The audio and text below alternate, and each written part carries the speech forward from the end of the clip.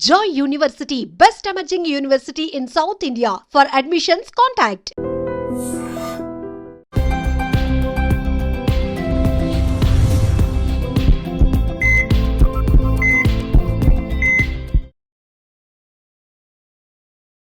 నమస్తే, welcome back to IT media. నేను మీ Jhansi. So ఇప్పుడున్న జనరేషన్లో పెళ్ళి అనేది చాలా పెద్ద సమస్యగా మారిపోయింది. నువ్వు పెళ్ళి చేసుకోవా అని ఎవరైనా అడిగితే వాళ్ళని చంపేలంత కోపం వస్తుంది అనమాట. ఈవిడకి ఎందుకు నా పెళ్ళి గురించి, వెళ్ళినప్పుడల్లా పెళ్ళి పెళ్ళి పెళ్ళి అంటూ ఉంటారు అని చెప్పి. సో దట్టు అమ్మాయిల విషయంలో ఇది ఇంకా చాలా ఎక్కువగా ఉంటుంది. కాబట్టి ఈవెన్ ఒక 25 వచ్చిన తర్వాత మ్యారేజ్ చేసుకోలేదు అంటే చాలా పెద్ద రెడ్ మార్క్, అసలు ఒక రెడ్ క్వశ్చన్ మార్క్లా ఉంటుంది. బట్ ఇప్పుడున్న జనరేషన్లో చాలా మంది పెళ్ళి అనేది అవాయిడ్ చేయడానికి చూస్తున్నారు. అంటే కారణాలు వెతుక్కుంటున్నారా, లేకపోతే భయపడుతున్నారా, లేకపోతే రెస్పాన్సిబిలిటీస్ తీసుకోవడానికి ఇబ్బంది పడుతున్నారా, అంత క్యాపబుల్ అనుకుంటున్నారా లేదా, అసలు ఎందుకు వేసుకోవాలండి పెళ్ళి అని అడిగే వాళ్ళు కూడా ఉంటారు. సో మీ క్వశ్చన్స్ అన్నిటికి కూడా ఈరోజు సమాధానం చెప్పే ప్రయత్నం చేస్తాం. ప్రస్తుతం అంతా ఉన్నారు కౌన్సిలింగ్ సైకాలజిస్ట్, ఇంకా ప్యాషనేట్ స్టోరీ టెల్లర్, అలాగే పేరెంటింగ్ కోచ్ శైలజ వాసంశెట్టి గారు. మాట్లాడేద్దాం. నమస్తే మ్యామ్. నమస్తే అమ్మా. టగ్ వార్ అంటారు కదా, అలా అనమాట. మీ జనరేషన్ కి మా జనరేషన్ కి ఎందుకు చేసుకోవాలి పెళ్లి, మేము ఎందుకు చేసుకోవాలి చెప్పండి. ఎందుకే రమణం పెళ్ళి, ఎందుకే రమణం? ఎస్, అదే తను చెప్తాడు కదా ఆ పాటలో, ఇంత చిట్టా చెప్తాడు. జాబ్ లేదు, అది లేదు, ఇది లేదు, ఇలా ఎందుకు చేసుకోవాలని. ఇప్పుడు అందరిలో అదే క్వశ్చన్, అసలు పెళ్లి అవసరమా అని చెప్పి. అంటే పెళ్లి వ్యవస్థ ఎందుకు అవసరం అవుతుంది అంటే, ఎమోషనల్ గా ఒకరి మీద ఒకరు డిపెండ్ అవడానికి. నాకు ఎవరైనా ఒకళ్ళు ఉన్నారు, నాకంటూ ఒకరు ఉన్నారు అనే భావన. కొట్టుకున్నా తిట్టుకున్నా మళ్ళీ ఈవినింగ్ అయ్యేసరికి వస్తాం ఆ ప్లేస్కి, ఇంటికే వస్తాం. సో ఒకరితో ఒకళ్ళు, ఒకరి కోసం ఒకళ్ళు లాగా ఒక మనిషి. అలాగే చట్టబద్ధమైన ఆస్తుల సంరక్షణ. మీరు ఎంతమందితో ఉన్నా, మీరు ఎంత ఆస్తి సంపాదించినా, మీరు పెళ్ళి అనే లేబుల్ లేకుండా పిల్లల్ని కన్నారనుకోండి, మీరు సంపాదించిన ఆస్తి అంతా ఎవరికి ఇస్తారు? సో చట్టబద్ధమైన ఒక ఒడంబడిక. ఓకే. అలాగే మళ్ళీ కొన్ని పెళ్ళిళ్ళు బిజినెస్, నీ ఆస్తి ఎంత, నా ఆస్తి ఎంత, మన ఇద్దరం కలిసి పెంచుతాం. ఓహో, ఇలా కూడానా?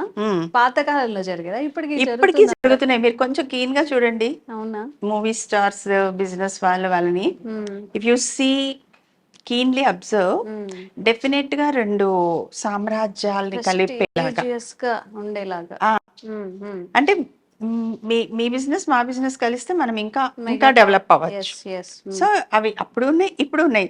చూడండి, పాత రోజుల్లో రాజులు అది ఆ రాజ్యాన్ని కలుపుకోవడానికో రాయబారానికో పెళ్ళే ఉండేది, పిల్లనివ్వడం కదా. సో బిగ్ థింగ్ నిజంగా చెప్పాలి.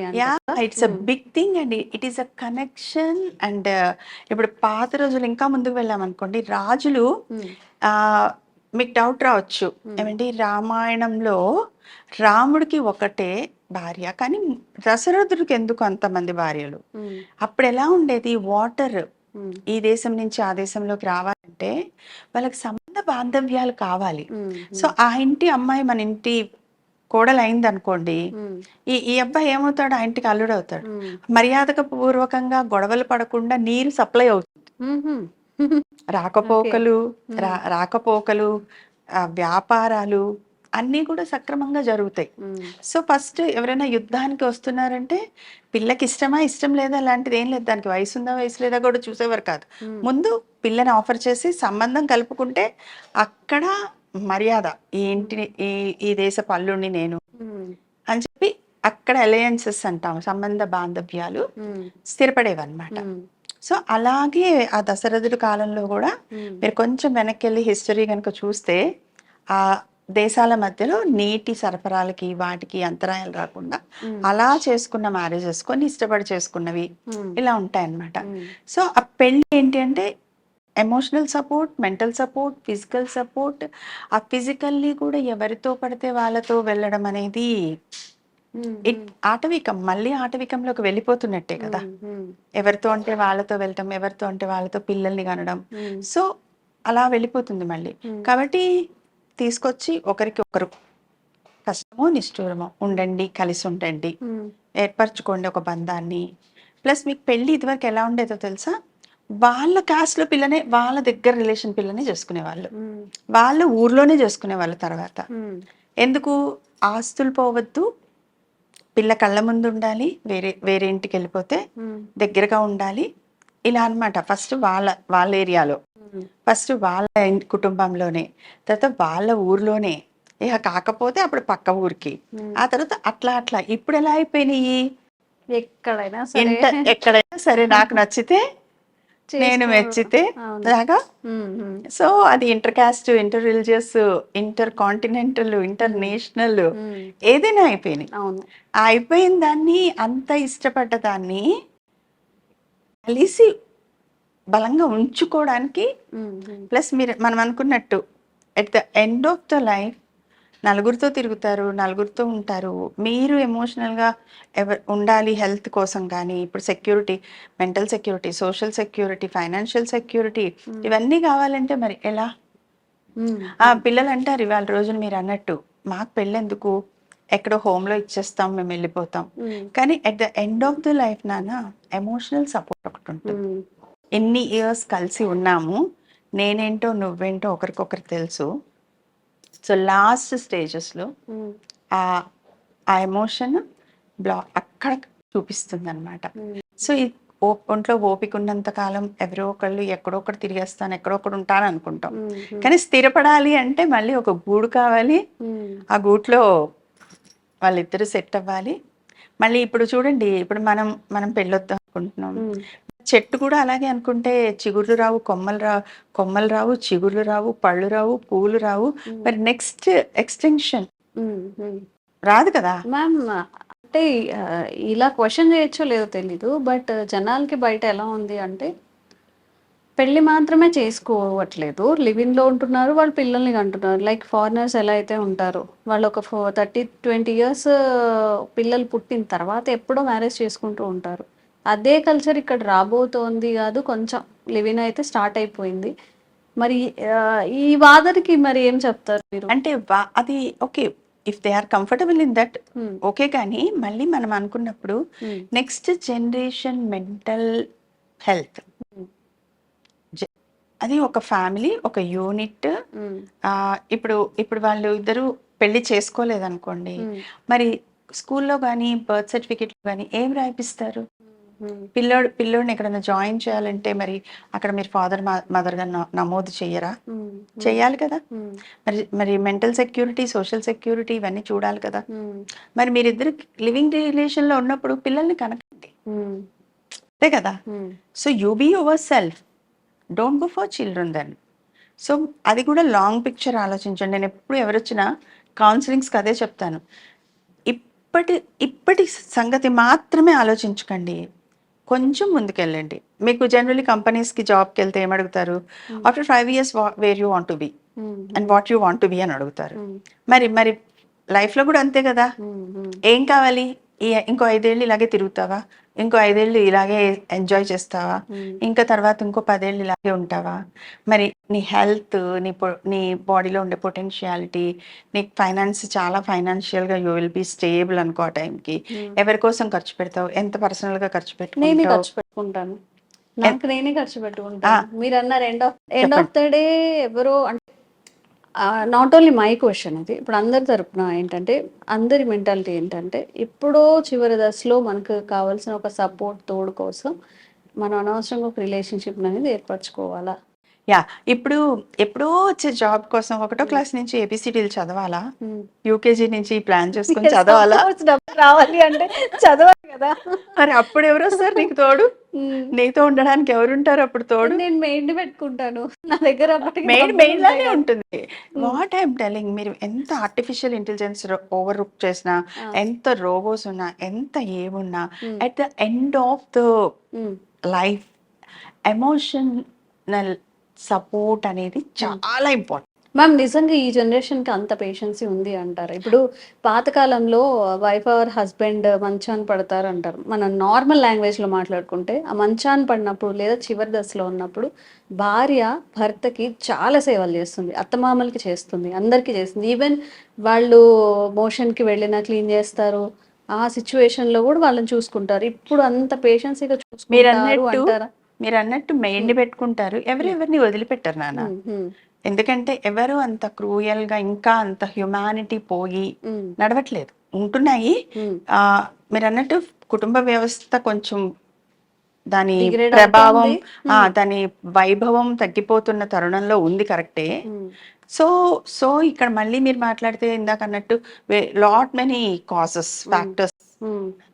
ఎందుకంటే పెంపకం, ప్రభావం, హౌ యూ బ్రాటప్, ఇవన్నీ చాలా వర్క్ చేస్తాయి. సో ఎట్ ద ఎండ్ మీరు ఒక నర్స్ మీద ఆధారపడిన దానికి మీ మీ మీ ఆప్యాయంగా ఉండి మీతో టచ్లో ఉండి ఉన్న వాళ్ళ దగ్గర మీరు చేయి పట్టుకొని ఫీల్ అయిన ఫీలింగ్కిను మెయిడ్తో ఫీల్ అయిన ఫీలింగ్కి తేడా ఉండదా? సో అప్పుడు రిగ్రెట్ అవుతే కనుక నథింగ్ వర్క్స్. ఆ స్టేజ్ లో ఇంకేం చేయలేములేండి. సో దానికి ఏంటి అంటే, అందుకే నేను అన్నది యూకేజీలో ఎల్కేజీలో నేను స్కూల్కి వెళ్ళను అంటే వదిలేయం కదా, అరే రేపొద్దు నీ భవిష్యత్తు ఎలారా.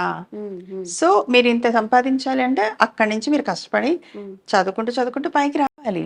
ఇప్పుడు అలాగే రేపొద్దున ఎప్పటికైనా ఒకళ్ళు ఉండాలి, ఒకళ్ళు కావాలి అంటే ఎవరికి వాళ్ళే నేను అంటే అసలు ఇంకా ఎవరికి హెల్ప్ చేస్తారు, ఎవరికి సపోర్ట్ చేస్తారు, ఎవరితో బాగుంటారు. హస్బెండ్ ని వైఫ్ చంపేయడం, వైఫ్ ని హస్బెండ్ చంపేయడం, ఇల్లీగల్ ఎక్స్ట్రా మ్యాటల్ అఫైర్స్ అని ఇవన్నీ కూడా చూస్తున్నాం కదా.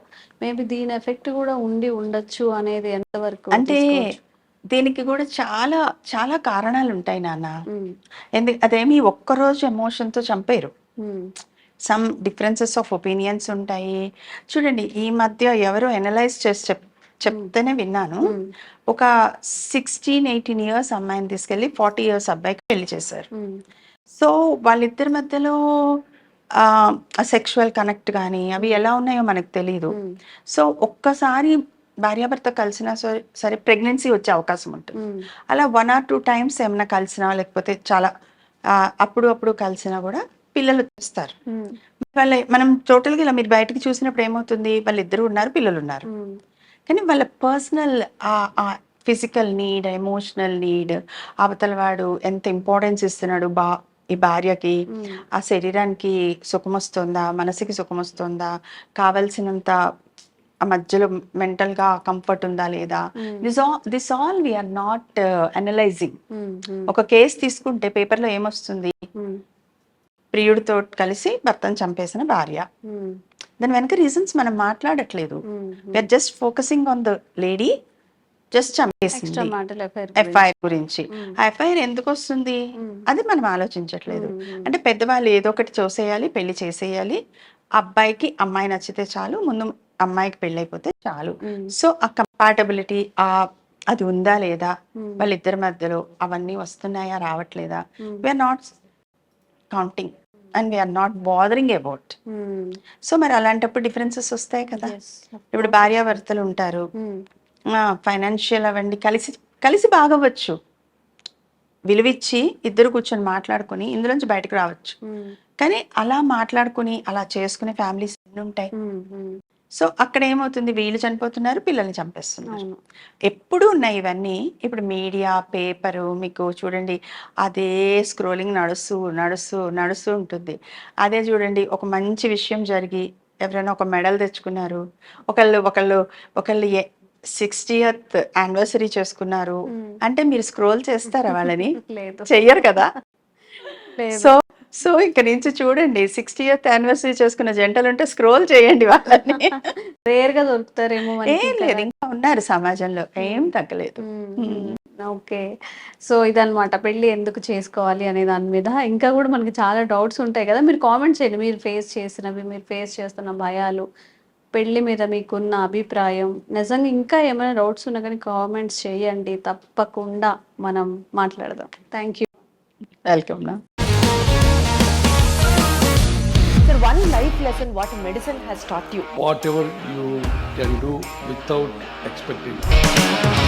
బట్ ఐ రియలీ బిలీవ్ మన పాజిటివ్ యాటిట్యూడ్ ఉంటేనే మనం ఏదైనా సాధించగలం. గట్ని మనం కరెక్ట్ గా డీల్ చేసినట్లయితే అది మనకి పాజిటివ్ హార్మోన్స్ ని రిలీజ్ చేస్తుంది. షుగర్ వచ్చిన వాళ్ళ పరిస్థితి ఏంటి? పొట్ట దగ్గర పెరిగితే దాన్ని ఆండ్రాయిడ్ అంటారు, ఆండ్రాయిడ్ ఫోన్ కదా. అసలు థాట్స్ ఎందుకు వస్తాయి? బ్రెయిన్ డెడ్ అంటే దానికి ప్రపంచం అంతా కూడా కొన్ని నిర్దిష్టమైనటువంటి లక్షణాలు ఉంటాయి. మానసికంగా ధైర్యంగా ఉంటే క్యాన్సర్ జయించవచ్చు. You are a doctor for a cause sir, అంతే. వాళ్ళకి వచ్చిన ఆదాయం కాకుండా ఫ్రీ సర్వీస్ ఎంతమందికో చేస్తారు.